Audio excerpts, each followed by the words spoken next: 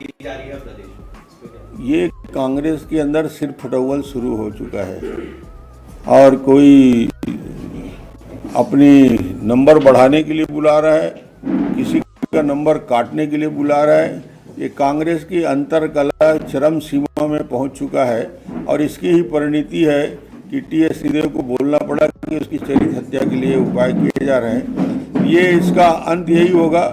आपस में जिस प्रकार मतभेद बढ़े हुए हैं, राहुल के सामने लोगों को उनको भी समझ में आएगा कि छत्तीसगढ़ किस दिशा में जा रहा है, यहाँ का संगठन किस दिशा में जा रहा है।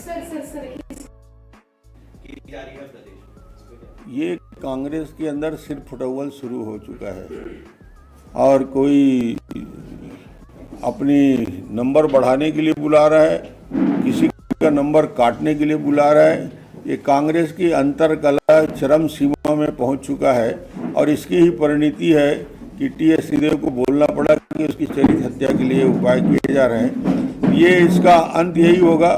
आपस में जिस प्रकार मतभेद बढ़े हुए हैं, राहुल के सामने लोगों को उनको भी समझ में आएगा कि छत्तीसगढ़ किस दिशा में जा रहा है, यहाँ का संगठन किस दिशा में जा रहा है।